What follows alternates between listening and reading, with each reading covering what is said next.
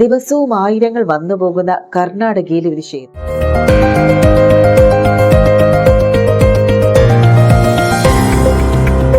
ക്ഷേത്രവുമായും ക്ഷേത്ര നഗരവുമായും ബന്ധപ്പെട്ട് ഗുരുതര ആരോപണങ്ങൾ വരുന്നു.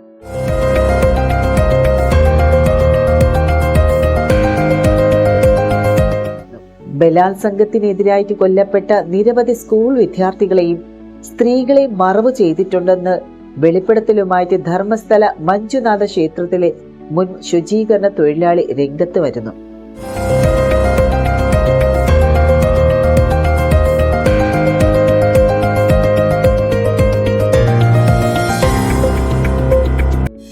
ഇതിനെല്ലാം കാരണമാകട്ടെ ഒരു യൂട്യൂബ് വീഡിയോ.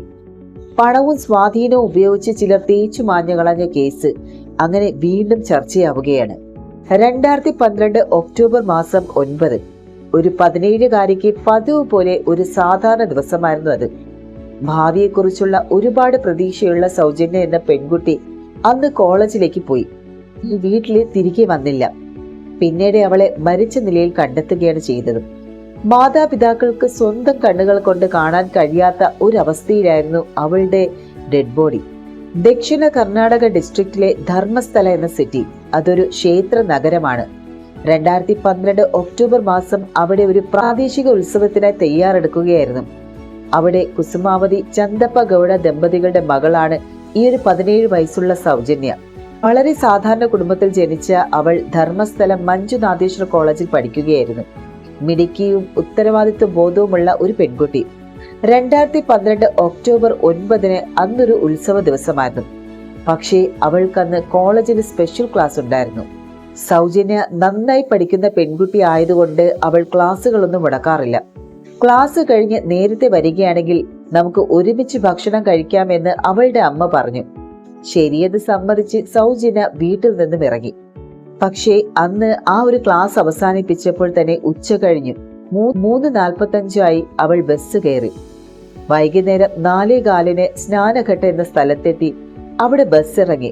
കൂട്ടുകാരികളോട് യാത്ര പറഞ്ഞ് അവൾ വീട്ടിലേക്ക് നടക്കാൻ. സ്റ്റോപ്പിൽ നിന്ന് സൗജന്യയുടെ വീട്ടിലേക്ക് 20 മിനിറ്റ് നടക്കണം. ആ 20 മിനിറ്റ് ദൂരം അവളുടെ ജീവിതത്തിലെ ഏറ്റവും വലിയ ഒരു യാത്രയായി. വഴിയിൽ അവളുടെ അമ്മാവനെയും അമ്മാവിയെയും അവൾ കണ്ടു. പുഞ്ചിരിച്ചുകൊണ്ട് അവരോട് പറഞ്ഞു, ഞാൻ വൈകി, അമ്മ എന്നെ കാത്തിരിക്കുന്നുണ്ടാകുമെന്ന്. ആ വാക്കുകളായിരുന്നു അവളുടെ അവസാന ശബ്ദമായത്. 4:30 അല്ലെങ്കിൽ പരമാവധി 4:40 അവൾ വീട്ടിലെത്തേണ്ടതാണ്. എന്നാൽ സമയം 4:40 കഴിഞ്ഞു. 5 6 സൗജന്യ വീട്ടിൽ വന്നില്ല. സൗജന്യയുടെ അമ്മ കുസുമാവതി, അച്ഛൻ ചന്ദപ്പ ഗൌഡ വല്ലാതെ ഭയപ്പെടാൻ തുടങ്ങി. അവർ പല സ്ഥലങ്ങളിലും അന്വേഷിക്കാൻ തുടങ്ങി. സുഹൃത്തുക്കളോടും വിളിച്ചു ചോദിച്ചു. അവൾ വീട്ടിലേക്ക് വന്നല്ലോ എന്നാണ് അവർ പറഞ്ഞ മറുപടി. ഒടുവിൽ ആ ഗ്രാമത്തിലെ 200-300 ആളുകൾ ഒരുമിച്ച് ചേർന്ന് വൈകുന്നേരം 7 മുതൽ രാത്രി 11 വരെയും അവർ അന്വേഷിച്ചു. പക്ഷേ ഫലമുണ്ടായില്ല. ഒടുവിൽ അധികമൊന്നും അവർ കാത്തിരിക്കാതെ അവർ ബെൽത്താങ്ങാടി പോലീസ് സ്റ്റേഷനിൽ ഒരു പരാതി നൽകി. പക്ഷെ പോലീസുകാർ FIR രേഖപ്പെടുത്തിയിട്ടില്ല. വീട്ടിൽ പോയിട്ട് നാളെ വരാൻ പോലീസുകാർ ആവശ്യപ്പെട്ടു. അതുപോലെ ആ ഒരു കുടുംബം അടുത്ത ദിവസം വീണ്ടും പോലീസ് സ്റ്റേഷനിലേക്ക് ചെന്നു. പോലീസ് ആ കുടുംബത്തിന്റെ നിർബന്ധം കാരണം തന്നെ പോലീസ് അന്വേഷണവും തുടങ്ങി. അങ്ങനെ ആ ഒരു ദിവസം മുതൽ തെരച്ചിൽ ആരംഭിച്ചു. പോലീസിന്റെ കൃപയാൽ മകളെ കണ്ടെത്താൻ കഴിയുമെന്ന് ആ മാതാപിതാക്കൾക്ക് ഒരു ചെറിയ പ്രതീക്ഷ ഉണർന്നു വന്നു. അവരുടെ മകൾക്ക് ഒന്നും സംഭവിച്ചു കാണില്ല എന്ന് അവർ സ്വയം ആശ്വസിപ്പിക്കാൻ തുടങ്ങി. എന്നാൽ അന്വേഷിക്കുന്നവർക്ക് ഭയാനകമായിട്ടുള്ള ഒരു കാഴ്ചയായിരുന്നു കാത്തിരുന്നത്. ഒക്ടോബർ 11 സൗജന്യ താമസിക്കുന്ന വീട്ടിൽ നിന്ന് 300 മീറ്റർ അകലെ നേത്രാവതി നദിക്ക് സമീപം അവർ സൗജന്യയുടെ മൃതദേഹം കണ്ടെത്തി. ഇതേ സ്ഥലത്ത് ആ ഗ്രാമത്തിലെ ജനങ്ങൾ ഇതിനകം തെരച്ചിൽ നടത്തിയതാണ്. പക്ഷെ അപ്പോഴൊന്നും അവളെ കണ്ടെത്താനായില്ല.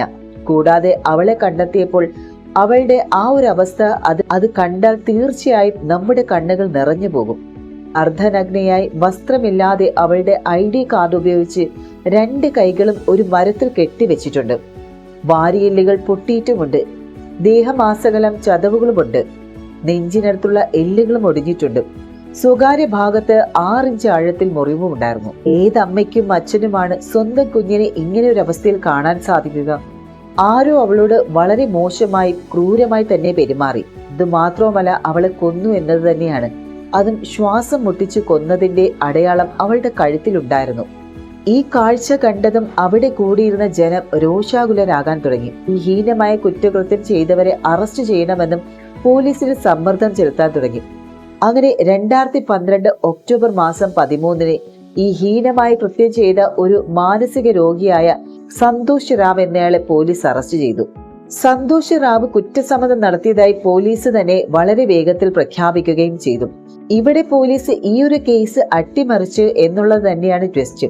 അവർ അന്വേഷണം നടത്തിയാണ് ഇയാളെ പിടികൂടിയതെന്നൊക്കെ പറയുന്നുണ്ടെങ്കിലും ഒരു തരി പോലും അവർ അന്വേഷണം നടത്തിയിട്ടില്ല. അതാണ് സത്യം. അയാളുടെ ശരീരത്തിൽ ഒരു ചോരത്തുള്ളിയോ സൗജന്യയുടെ DNA ഒന്നും തന്നെ കണ്ടെത്താൻ സാധിച്ചില്ല. അങ്ങനെയാണെങ്കിൽ ആ സത്യം മണ്ണിൽ തന്നെ മറഞ്ഞു എന്ന് വേണം പറയാൻ. ശൃംഗേരി എന്ന ഗ്രാമത്തിൽ നിന്നുള്ള ഒരാളാണ് ഈ ഒരു സന്തോഷ് റാവ്. അയാൾക്ക് മാനസികമായ ചില വെല്ലുവിളികളുണ്ട്. എങ്കിൽ പോലും അയാളുടെ ദൈവത്തോടുള്ള ഭക്തിയും വലുതായിരുന്നു. ധർമ്മസ്ഥല എന്ന സ്ഥലത്തെ ക്ഷേത്രത്തിൽ നടക്കുന്ന ഉത്സവം കാണാൻ അയാൾ വന്നിരുന്നു. അയാൾ വന്ന് അവിടെ ഒരു പ്രതിമയുടെ അടുത്തിരിക്കുകയായിരുന്നു. അപ്പോൾ ക്ഷേത്ര ട്രസ്റ്റുമായി ബന്ധപ്പെട്ട് മാലിക് ജെയിൻ, ഉദയ് ജെയിൻ, ധീരജ് ജെയിൻ എന്ന മൂവരും സന്തോഷിന്റെ അടുത്തേക്ക് എത്തി. അയാളെ കണ്ടപ്പോൾ എന്തോ വ്യത്യസ്തനായി തോന്നിയെന്ന് പറഞ്ഞ് അയാളെ അടിച്ച് പോലീസ് സ്റ്റേഷനിലേക്ക് കൊണ്ടുപോയി. ഇയാളാണ് കുറ്റവാളി എന്ന് പറഞ്ഞു. പോലീസിനും ആ സമയം അറിയാമായിരുന്നു, എന്തായാലും ഇനിയിപ്പം അന്വേഷിച്ച് കണ്ടെത്തിയാലും അത്ര പെട്ടെന്നൊന്നും കുറ്റവാളിയെ കണ്ടെത്താൻ സാധിക്കില്ല. അതുകൊണ്ട് പോലീസ് വലിയൊരു അന്വേഷണം ഒന്നും നടത്തിയില്ല. പിടിച്ചുകൊണ്ടുവന്ന സന്തോഷ് റാവിനെ തന്നെ കുറ്റവാളിയാക്കാനും പോലീസ് തീരുമാനിച്ചു. ഈ സന്തോഷ് റാവു മാനസിക വെല്ലുവിളി നേരിടുന്ന ഒരാളാണ്. അയാളെ കുറ്റവാളിയാക്കാൻ എളുപ്പമാണെന്നും അവർക്ക് തോന്നി. പക്ഷെ കുറ്റകൃത്യം താൻ ചെയ്തിട്ടില്ല എന്ന് അയാൾ ആവർത്തിച്ചു പറഞ്ഞു. പക്ഷെ പോലീസ് അയാളെ മർദ്ദിച്ച് ആ സമ്മർദ്ദത്തിൽ താൻ തന്നെ കൊന്നു എന്ന് അയാൾ എല്ലാം സമ്മതിച്ചു. അങ്ങനെ പോലീസ് അയാളെ അറസ്റ്റ് ചെയ്ത് കൊലപാതകം നടന്ന ആ പ്രദേശത്തേക്ക് കൊണ്ടുപോയി. അയാൾ സൗജന്യെ കൊലപ്പെടുത്തിയത് എങ്ങനെയാണെന്ന് നടിച്ച് കാണിച്ചു കൊടുത്തു. കൊലപാതക സമയത്ത് അയാൾ ധരിച്ചിരുന്ന വസ്ത്രങ്ങളെല്ലാം അവിടെ നിന്ന് അയാൾ കണ്ടെടുത്ത് പോലീസിന് കൊടുത്തു. അതായത് ഈ പോലീസുകാർ തന്നെയാണ് സന്തോഷിന്റെ വസ്ത്രങ്ങൾ അവിടെ ഒളിപ്പിച്ചത്. മൃതദേഹം കണ്ടെത്തിയ സമയത്ത് ഏകദേശം ഒരു 300-400ഓളം പേര് അവിടെ ഉണ്ടായിരുന്നു. അതുകൊണ്ട് തന്നെ തെളിവുകളെല്ലാം നശിപ്പിക്കപ്പെട്ട് വളരെ കുറവ് തെളിവുകൾ മാത്രമാണ് പോലീസിന് അവിടെ നിന്ന് ശേഖരിക്കാൻ സാധിച്ചുള്ളൂ. അവിടെ വരുന്ന ആളുകൾക്ക് യാതൊരു നിയന്ത്രണവും ഇല്ലായിരുന്നുവെങ്കിലും അവിടെ നിന്ന് അധികം ഫോട്ടോസോ വീഡിയോസോ ഒന്നും തന്നെ പോലീസ് കളക്ട് ചെയ്തില്ല. സൗജന്യയുടെ ബാഗ് അവിടെ നിന്ന് കണ്ടെടുത്തു. പക്ഷേ അതിനുള്ളിലെ ബുക്കുകൾക്കും ബാഗിന് എന്തിന് സൗജന്യയുടെ വസ്ത്രത്തിന് പോലും യാതൊരു ഈർപ്പവും ഇല്ലായിരുന്നു. ഇത് കണ്ടപ്പോൾ തന്നെ കുടുംബത്തിന് കൂടെ നിന്ന ആളുകൾക്ക് മനസ്സിലായി സൗജന്യെ മറ്റെവിടെയോ കൊണ്ടുപോയി കൊന്നതാണ്. അതിനുശേഷം ഇവിടെ കൊണ്ടുവന്ന് ഉപേക്ഷിച്ചു എന്ന് തന്നെയാണ്. അവളുടെ കഴുത്തില് ഒരു കയറ് കൊണ്ട് ശ്വാസം മുട്ടിച്ചാണ് കൊന്നത്. ശരീരം കണ്ടാൽ തന്നെ അനുഭവിച്ചത് എന്താണെന്ന് കൃത്യമായി മനസ്സിലാക്കാൻ സാധിക്കും. അത്രത്തോളം ക്രൂരമായിരുന്നു ആ ഒരു കാഴ്ച. ഇതൊക്കെയാണെങ്കിലും ആന്തരിക അവയവങ്ങളുടെ പോസ്റ്റ്മോർട്ടം വിവരങ്ങൾ ശേഖരിക്കാൻ പോലീസ് നടപടിക്രമം നടത്തിയ ഡോക്ടറോട് ആവശ്യപ്പെട്ടില്ല. മാത്രവുമല്ല, ഈ കേസിലെ മറ്റൊരു പ്രധാനപ്പെട്ട തെളിവായി കാണേണ്ടത് യോനിയിലെ സ്വാബാണ്. അതായത് 72 മണിക്കൂറിനുള്ളിൽ ശേഖരിക്കേണ്ടതാണ്. ഈ ഒരു സമയപരിധിക്കുള്ളിൽ അത് ലാബിൽ സമർപ്പിക്കുകയും വേണം. എന്നാൽ പോലീസ് അത് വളരെ വൈകിയാണ് അത് സമർപ്പിച്ചത്. ഇരയുടെ മുടിയിലും ഇരയുടെ DNA-യിലും സന്തോഷമായി മാച്ച് ചെയ്യുന്ന ഒന്നും തന്നെ ഇല്ലായിരുന്നു. കൂടാതെ ഡോക്ടർമാർ പറഞ്ഞ മറ്റൊരു ഞെട്ടിപ്പിക്കുന്ന കാര്യമെന്ന് പറയുന്നത് സന്തോഷിന് ഫീമോസിസ് എന്നൊരു അവസ്ഥയാണുള്ളത്. ഈ അവസ്ഥയുള്ളവർക്ക് ലൈംഗിക ബന്ധം ഒരുപാട് വേദന തോന്നിപ്പിക്കും. അങ്ങനെയാണെങ്കിൽ സന്തോഷ് ഇത് ചെയ്തിരിക്കാൻ സാധ്യതയില്ല എന്നുള്ളതാണ് ഈ ഒരു മെഡിക്കൽ റിപ്പോർട്ട്സ് എല്ലാം കാണിക്കുന്നത്. ഈ തെളിവുകളെല്ലാം സന്തോഷിന് അനുകൂലമാണെങ്കിലും താനാണ് ഈ ഒരു കുറ്റകൃത്യം ചെയ്തതെന്ന് അയാൾ സമ്മതിച്ചു. പക്ഷേ കുടുംബത്തിനും ബന്ധുക്കൾക്കും സുഹൃത്തുക്കൾക്കും എല്ലാവർക്കും അറിയാമായിരുന്നു ഇത് സന്തോഷല്ല ചെയ്തത് എന്ന്. അവർ ഇതിനെതിരെ പ്രതിഷേധവും നടത്താൻ ആരംഭിച്ചു. കുറ്റവാളി ഇയാളല്ല, മറ്റൊരാളാണ്. യഥാർത്ഥ കുറ്റവാളിയെ പോലീസ് രക്ഷിക്കാൻ ശ്രമിക്കുകയാണ്. ഈ ഒരു സംഭവത്തിൽ ഒരാളല്ല, ഒന്നിലേറെ പേരുണ്ടാകുമെന്നാണ് എല്ലാവരും ഒരേ സ്വരത്തിൽ പറഞ്ഞത്. ആദ്യം കർണാടക പോലീസ് അന്വേഷിച്ച ഈ ഒരു കേസ് CIDക്കും പിന്നീട് CBIക്ക് കൈമാറി. എന്നാൽ കുറ്റകൃത്യത്തിൽ സന്തോഷിന്റെ പങ്ക് തെളിയിക്കുന്നതിൽ പരാജയപ്പെട്ടു എന്ന് ചൂണ്ടിക്കാട്ടി 2023 കോടതി സന്തോഷിനെ കുറ്റവിമുക്തനാക്കി. ജിന്നയുടെ ശരീരത്തിൽ നിന്ന് ലഭിച്ച സ്രവത്തിന്റെ ഫോറൻസിക് പരിശോധന നടത്തുന്നതിൽ കാലതാമസമുണ്ടായതുൾപ്പെടെ അന്വേഷണത്തിൽ ഗുരുതര വീഴ്ചകൾ ഉണ്ടായെന്നുള്ള ആരോപണം അന്നേ ഉയർന്നിരുന്നു. എന്നാൽ സന്തോഷിനെ കുറ്റവിമുക്തനാക്കിയതിന് പിന്നാലെ CBI ഈ ഒരു കേസ് അന്വേഷണം അവസാനിപ്പിച്ചു. സംഭവത്തിൽ ഹെഗ്ഡെ കുടുംബത്തിന്റെ പങ്ക് അന്വേഷിച്ചില്ല എന്നും എല്ലാ അന്വേഷണ ഏജൻസികളും അവരെ ഒഴിവാക്കി എന്നുള്ള ആരോപണവും ഉയർന്നിരുന്നു. 2023 കേസ് അന്വേഷണം പുനരാരംഭിക്കണമെന്ന് ആവശ്യപ്പെട്ട് BJP MLA ഉൾപ്പെടെ മുഖ്യമന്ത്രി സിദ്ധരാമയ്യയോടും സംസ്ഥാന സർക്കാരിനോടും ആവശ്യപ്പെട്ടു. എന്നാൽ 18 മാസത്തോളം യാതൊരു നടപടികളും ഉണ്ടായില്ല. 2025 ജനുവരിയിൽ അവരുടെ ആവശ്യം തള്ളി. ഇതോടെ മകളെ കൊന്നവർ ആരെന്നറിയാതെ, മകൾക്ക് നീതി ലഭിക്കാൻ ഇനി ഏത് വാതിലിൽ മുട്ടണമെന്നറിയാതെ സൗജന്യയുടെ മാതാപിതാക്കൾ നിന്നു. അതിനിടെയാണ് ആ ഒരു നിർണായക ഇടപെടൽ ഉണ്ടായതും. ഫെബ്രുവരി 27 കണ്ടന്റ് ക്രിയേറ്ററായ സമീർ MD യൂട്യൂബ് ചാനലായ ദൂതയിലൂടെ ഒരു വീഡിയോ അപ്ലോഡ് ചെയ്തത്. ഹെഗ്ഡെ കുടുംബത്തിന്റെ പേര് സമീർ വീഡിയോയിൽ എവിടെയും പറയുന്നില്ല. എന്നാൽ കേസിൽ അവർക്ക് പങ്കുണ്ട് എന്നതിന്റെ വ്യക്തമായിട്ടുള്ള സൂചന നൽകുന്നതായിരുന്നു ആ ഒരു വീഡിയോ കോടിക്കണക്കിന് പേരാണ് കണ്ടത്. കർണാടകയിൽ സൗജന്യ കേസ് വീണ്ടും ചർച്ചയായി. സമീർ വീഡിയോയിൽ സ്വന്തമായി കണ്ടെത്തലുകളോ അവകാശവാദങ്ങളോ ഒന്നും തന്നെ ഉന്നയിച്ചിരുന്നില്ല. പകരം പൊതുജനങ്ങൾക്ക് ലഭ്യമായ വിവരങ്ങളെ അടിസ്ഥാനമാക്കി കുറ്റകൃത്യവും തുടർന്നുണ്ടായ അന്വേഷണത്തിലെ പാളിച്ചകളും വിശദമായിട്ട് പറയുന്ന 39 മിനിറ്റ് ദൈർഘ്യമുള്ള ഒരു വീഡിയോ ആണ് പുറത്തുവിട്ടത്. വീഡിയോയ്ക്ക് ലഭിച്ച വൻ സ്വീകാര്യത ഒരുപക്ഷെ കർണാടകയിലെ ഒരു വിഭാഗം ജനങ്ങളെ ചൊടിപ്പിച്ചു. സമീറിന്റെ മതപരമായ വ്യക്തിത്വം ഉയർത്തിക്കാട്ടി അതിനെ ഒരു വർഗീയ പ്രശ്നമാക്കാൻ അവർ ശ്രമിച്ചു. ഒരു ക്ഷേത്ര നഗരത്തെക്കുറിച്ച് അത്തരം ഒരു വീഡിയോ ചെയ്ത സമീറിന്റെ ഉദ്ദേശശുദ്ധിയെ ചോദ്യം ചെയ്ത അവർ സൗജന്യയുടെ കുടുംബം പണം നൽകി ചെയ്യിപ്പിച്ച ഒരു വീഡിയോ ആണെന്ന് വരെ അവർ പ്രചരിപ്പിച്ചു. അതേസമയം തന്നെയാണ് ബലാത്സംഗം ചെയ്യപ്പെട്ട നിരവധി സ്കൂൾ വിദ്യാർത്ഥികളുടെയും സ്ത്രീകളുടെയും മൃതദേഹം ഞാൻ ദഹിപ്പിക്കുകയും കുഴിച്ചുമൂടുകയും ചെയ്തിട്ടുണ്ട് എന്ന് ബംഗളൂരിലെ ധർമ്മസ്ഥയിലെ മഞ്ജുനാഥ ക്ഷേത്രത്തിലെ മുൻ ശുചീകരണ തൊഴിലാളിയാണ് ഇക്കാര്യം വെളിപ്പെടുത്തിയിരിക്കുന്നത്. കഴിഞ്ഞ ദിവസമാണ് പോലീസിനെ ഞെട്ടിച്ചുകൊണ്ട് ദളിത് തൊഴിലാളി വെളിപ്പെടുത്തൽ നടത്തിയത്. 1998 2014 ഇടയിൽ ധർമ്മസ്ഥയിൽ വെച്ച് ബലാത്സംഗം ചെയ്ത് കൊലപ്പെടുത്തിയ സ്ത്രീകളുടെയും പെൺകുട്ടികളുടെയും മൃതദേഹങ്ങൾ സംസ്കരിക്കാൻ താൻ നിർബന്ധിതനായിരുന്നു എന്നാണ് ഇയാള് ദക്ഷിണ കന്നഡ പോലീസിന് നൽകിയ മൊഴി. സംഭവം നടന്ന് ഒരു പതിറ്റാണ്ടിന് ശേഷമാണ് ഈ ഒരു തുറന്നു പറച്ചില്. കുറ്റബോധം താങ്ങാൻ കഴിയാത്തതുകൊണ്ടും ക്രൂരമായി കൊല ചെയ്യപ്പെട്ടവർക്ക് നീതി ലഭിക്കണമെന്നും അദ്ദേഹം പോലീസിനോട് പറഞ്ഞു. തനിക്കും കുടുംബത്തിനും പോലീസ് സംരക്ഷണം ഏർപ്പെടുത്തണമെന്നും വ്യക്തിത്വം വെളിപ്പെടുത്തരുതെന്നും ഇയാൾ പോലീസിനോട് ആവശ്യപ്പെട്ടിരുന്നു. ജൂലൈ 3 ദളിത് തൊഴിലാളി നൽകിയ ഒരു പരാതിയിലാണ് ധർമ്മസ്ഥയിലെ പോലീസ് സ്റ്റേഷനിൽ കേസ് എടുത്തിട്ടുള്ളത്. അതുമാത്രവുമല്ല, താൻ അവസാനം സംസ്കരിച്ച മൃതദേഹങ്ങൾ പുറത്തെടുത്ത് അവയുടെ ചിത്രങ്ങൾ ഉൾപ്പെടെയാണ് പോലീസിന് മൊഴി നൽകിയിരിക്കുന്നത്.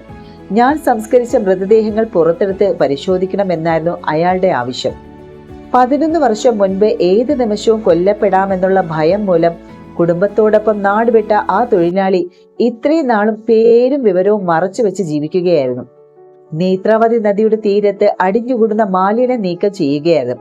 1995 മുതൽ 2014 ഡിസംബർ വരെ മഞ്ജുനാഥ സ്വാമി ക്ഷേത്രത്തിലെ ശുചീകരണ തൊഴിലാളിയായ ആ വ്യക്തിയുടെ ജോലി ആദ്യമൊക്കെ നദീതീരത്ത് നിന്നും മൃതദേഹങ്ങൾ ലഭിക്കുമ്പോൾ അവ ആത്മഹത്യ ചെയ്തവരുടെയോ അല്ലെങ്കിൽ നദിയിൽ മുങ്ങി മരിച്ചവരുടെയോ ആണെന്നാണ് അദ്ദേഹം ആദ്യം കരുതിയത്. സ്ത്രീകളുടെയും പുരുഷന്മാരുടെയും എല്ലാ മൃതദേഹങ്ങൾ ലഭിക്കുമായിരുന്നു. എന്നാൽ ലഭിക്കുന്ന മൃതദേഹങ്ങൾ കൂടുതലും സ്ത്രീകളുടേതായിരുന്നു, അതും വിവസ്ത്രമായ മൃതദേഹങ്ങൾ. ബലാത്സംഗം ചെയ്യപ്പെട്ടതിന്റെയും ക്രൂരമായി ആക്രമിക്കപ്പെട്ടതിന്റെയും പാടുകൾ ആ മൃതശരീരങ്ങളിൽ ഉണ്ടായിരുന്നു. പിന്നീട് നടന്ന സംഭവങ്ങൾ അദ്ദേഹം പരാതിയിൽ പറയുന്നത് ഇപ്രകാരമാണ്. 1998 രഹസ്യമായ മൃതദേഹങ്ങൾ മറവ് ചെയ്യാൻ എന്റെ സൂപ്പർവൈസർ എന്നോട് ആവശ്യപ്പെട്ടു. അത് ചെയ്യാനാകില്ല എന്ന് പോലീസിനെ അറിയിക്കുമെന്നും പറഞ്ഞപ്പോൾ ക്രൂരമായിട്ട് മർദ്ദിച്ചു. വിവരം പുറത്തു പറഞ്ഞാൽ എന്നെയും എന്റെ കുടുംബത്തെയും ഇതുപോലെ കൊന്നു കുഴിച്ചു മൂടുമെന്ന് ഭീഷണിപ്പെടുത്തി. പിന്നീട് സൂപ്പർവൈസർ നിരവധി മൃതദേഹങ്ങൾ എന്നെ കൊണ്ട് മറവ് ചെയ്യിപ്പിച്ചു. പ്രായപൂർത്തിയാകാത്ത നിരവധി പെൺകുട്ടികളുടെ മൃതദേഹങ്ങൾ ഞാൻ കണ്ടു. ഇന്നും എന്റെ കണ്ണിൽ നിന്നും മായാത്ത ഒരു സംഭവം ഉണ്ടായതും 2010 കല്ലേരി പെട്രോൾ പമ്പിന് 500 കിലോമീറ്റർ അകലെ ഒരു പെൺകുട്ടിയുടെ മൃതദേഹം കണ്ടു. 12ഓ 15ഓ വയസ്സ് മാത്രം പ്രായമുള്ള പെൺകുട്ടി സ്കൂൾ യൂണിഫോമിലായിരുന്നു. അർദ്ധനഗ്നയായിരുന്ന പെൺകുട്ടി ലൈംഗിക പീഡനത്തിന് ഇരയായിരുന്നു. കുഴിയെടുത്ത് സ്കൂൾ ബാഗ് ഉൾപ്പെടെ കുട്ടിയെ കുഴിച്ചു മൂടാനായിരുന്നു നിർദ്ദേശം. മറ്റൊരിക്കൽ ആസിഡ് ഒഴിച്ച് വികൃതമാക്കി ന്യൂസ് പേപ്പറിൽ പൊതിഞ്ഞ നിലയിൽ ഒരു 20 വയസ്സ് തോന്നിക്കുന്ന പെൺകുട്ടിയുടെ മൃതദേഹം കണ്ടു. ആ മൃതദേഹം ദഹിപ്പിക്കാനായിരുന്നു ആവശ്യപ്പെട്ടത്. ക്രൂരമായിട്ട് ആക്രമിക്കപ്പെട്ട നിലയിലുള്ള യുവാക്കളുടെ മൃതദേഹങ്ങൾ മറവ് ചെയ്യേണ്ടി വന്നിട്ടുണ്ട്. അങ്ങനെ ആ ഒരു കുറ്റകൃത്യങ്ങൾക്ക് സാക്ഷിയായി വർഷങ്ങളോളം അദ്ദേഹത്തിന് ക്ഷേത്രത്തിൽ ജോലി ചെയ്യേണ്ടി വന്നു. ഒടുവിൽ 2014 സ്വന്തം കുടുംബത്തിനും അത്തരമൊരു ദുരന്തമുണ്ടായി. കുടുംബത്തിലെ പ്രായപൂർത്തിയാകാത്ത പെൺകുട്ടിയെയും സൂപ്പർവൈസറുടെ അടുത്തയാൾ പീഡിപ്പിച്ചു. അതോടെയാണ് അദ്ദേഹം കുടുംബത്തോടെ നാട് വിടാൻ തീരുമാനിച്ചത്. വേട്ടക്കാരെ ശിക്ഷിച്ച് ഇരകൾക്ക് നീതി വാങ്ങിക്കൊടുക്കുകയാണ് തന്റെ ലക്ഷ്യമെന്നും അന്വേഷണത്തോട് പൂർണ്ണമായും സഹകരിക്കുമെന്നും പോലീസിന് നൽകിയ മൊഴിയിൽ അദ്ദേഹം പറയുന്നുണ്ട്.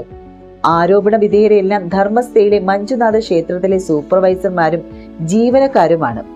എതിർക്കുന്നവരെ ഇല്ലാതാക്കാൻ ഒരു മടിയില്ലാത്തവരാണ് അവരെന്നും തനിക്കും കുടുംബത്തിനും പോലീസ് സംരക്ഷണം ഏർപ്പെടുത്തിയാൽ പേരുകൾ വെളിപ്പെടുത്താൻ തയ്യാറാണെന്നാണ് അദ്ദേഹം പറഞ്ഞത്. യാതൊരു അന്തിമോപചാരങ്ങളും ഇല്ലാതെ മറവ് ചെയ്യപ്പെട്ടവർക്ക് ആചാരങ്ങൾ പാലിച്ച് ബഹുമാനത്തോടെയുള്ള അന്ത്യാഞ്ജലി നൽകണമെന്നതും തന്റെ ആഗ്രഹമെന്നാണ് അയാൾ പറഞ്ഞത്.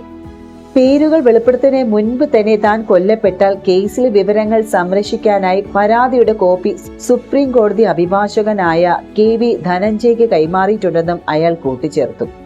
ഓരോ ദിവസവും ആയിരക്കണക്കിന് ഭക്തർ എത്തുന്ന ധർമ്മസ്ഥയിലെ ക്ഷേത്രം സംബന്ധിച്ചാണ് ഈ ഒരു ഗുരുതരമായിട്ടുള്ള ആരോപണം ഉയർന്നിരിക്കുന്നത്. എന്തായാലും ഇത്രയും കാര്യങ്ങൾ ഈ ഒരു ധർമ്മസ്ഥല ക്ഷേത്രത്തിലെ മുൻ ശുചീകരണ തൊഴിലാളിയുടെ വെളിപ്പെടുത്തലിൽ പോലീസ് നടപടികൾ എടുക്കാത്തത് ദുരൂഹമായിട്ട് തുടരുകയാണ്. അന്വേഷിക്കാൻ പ്രത്യേക അന്വേഷണ സംഘം വേണമെന്നുള്ള ഒരു ആവശ്യം സമ്മർദ്ദവും ശക്തമാണ്. കോളിളക്കമുണ്ടായിട്ടും SI തലത്തിലുള്ള ഉദ്യോഗസ്ഥനാണ് ഇപ്പോൾ കേസ് അന്വേഷിക്കുന്നത്. ഇത് ദുരൂഹമാണെന്നാണ് പുറത്തുവരുന്ന വിവരം. അതിനിടെ മുതിർന്ന അഭിഭാഷകരുടെ സംഘം മുഖ്യമന്ത്രി സിദ്ധരാമയ്യയുടെ സന്ദർശിച്ച് അന്വേഷണം പ്രത്യേക സംഘത്തെ ഏൽപ്പിക്കണമെന്നും നിർദ്ദേശിച്ചു. വൻ രാഷ്ട്രീയ സ്വാധീനമുള്ള വ്യക്തികളാണ് കുറ്റകൃത്യങ്ങൾ ചെയ്തത് എന്നാണ് പരാതിയിൽ പറയുന്നത്. നിഷ്പക്ഷവും കർശനവുമായ അന്വേഷണം വേണമെന്നും സമഗ്ര ഫോറൻസിക് പരിശോധന, അതിന്റെ വീഡിയോ ചിത്രീകരണം തുടങ്ങിയവ വേണമെന്നും ആവശ്യപ്പെട്ടു. അതിനിടയിൽ തന്നെയാണ് 2012 ധർമ്മസ്ഥയിലെ 17-കാരിയായ സൗജന്യ എന്ന വിദ്യാർത്ഥിനെ ബലാത്സംഗം ചെയ്ത് കൊന്ന കേസ് കർണാടകത്തെ ഞെട്ടിച്ചതും. CBI അന്വേഷണം നടന്നെങ്കിലും ആരെയും ശിക്ഷിക്കാനായിട്ടില്ല. ഈ കേസുമായി ബന്ധപ്പെട്ട് വെളിപ്പെടുത്തൽ നടത്തിയവർക്കെതിരെ പോലീസ് കേസ് എടുക്കുകയും ചെയ്തു. എന്തായാലും സമാന സ്ഥിതി തന്നെയാണ് ഇപ്പോഴും ഉള്ളത് എന്നാണ് പുറത്തുവരുന്ന വിവരം. സമാന കേസ് തന്നെയാണ് അനന്യ ഭട്ടിന് സംഭവിച്ചതും. അതായത് 2003 സുഹൃത്തുക്കൾക്കൊപ്പം ധർമ്മസ്ഥല ക്ഷേത്ര ദർശനത്തിന് പോയ മകൾ അനന്യ ഭട്ടിനെ കാണാതായെന്നുള്ള പരാതിയുമായിട്ടാണ് അമ്മ സുജാത ഭട്ട് ദക്ഷിണ കന്നഡ ജില്ലാ പോലീസ് സൂപ്രണ്ടായ ഡോക്ടർ അരുണിന് പരാതി നൽകിയത്. ഭോപ്പാൽ മെഡിക്കൽ കോളേജിലെ 1ാം വർഷ MBBS വിദ്യാർത്ഥിനിയായിരുന്നു അനന്യ. 2003 സഹപാഠികളോടൊപ്പം ധർമ്മസ്ഥയിലേക്ക് യാത്ര പോയി. ക്ഷേത്രത്തിൽ വെച്ച് അനന്യയെ കാണാതായെന്നും സഹപാഠിയായ രശ്മി അറിയിച്ചു. തുടർന്ന് മകളെക്കുറിച്ച് ഒരു വിവരവും ലഭിച്ചില്ല. അനന്യ താമസിച്ച ഹോസ്റ്റലുമായി ബന്ധപ്പെട്ടപ്പോൾ ദിവസങ്ങളായി മകളെ കാണാനില്ല എന്ന വിവരമാണ് കിട്ടിയത്. കൊൽക്കത്തയിലെ CBIയിലെ സ്റ്റെനോഗ്രാഫറായിരുന്ന സുജാത ഭട്ട് ജോലി രാജിവെച്ച് മകളെ അന്വേഷിച്ച് ധർമ്മസ്ഥയിലും എത്തി. ധർമ്മസ്ഥല പോലീസ് കേസ് എടുക്കാൻ തയ്യാറായില്ല. ധർമ്മസ്ഥയിലെ ഒരു ശുചീകരണ തൊഴിലാളി സ്ത്രീകളുടെ മൃതദേഹങ്ങൾ കുഴിച്ചിട്ടതും കോടതിയിൽ ഒരു തലയോട്ടി കൈമാറിയതായും അറിഞ്ഞാണ് ഇവർ പരാതി നൽകാൻ തയ്യാറായത് എന്നാണ് സുജാതയുടെ അഭിഭാഷകൻ മാധ്യമങ്ങളോട് പറഞ്ഞത്. മകളുടെ അസ്ഥി ധർമ്മസ്ഥയിലെ എവിടെയെങ്കിലും ഉണ്ടാകും. അത് കിട്ടിയാൽ മതാചാര പ്രകാരം എനിക്ക് അന്ത്യകർമ്മങ്ങൾ ചെയ്യാനാകും. മകളുടെ ആത്മാവിന് ശാന്തി ലഭിക്കുമെന്നാണ് സുജാത പറഞ്ഞതും. പരാതി ഫയലിൽ സ്വീകരിക്കുന്നതായും കേസെടുത്ത് അന്വേഷണം നടത്തുമെന്നുമാണ് SP അറിയിച്ചത്.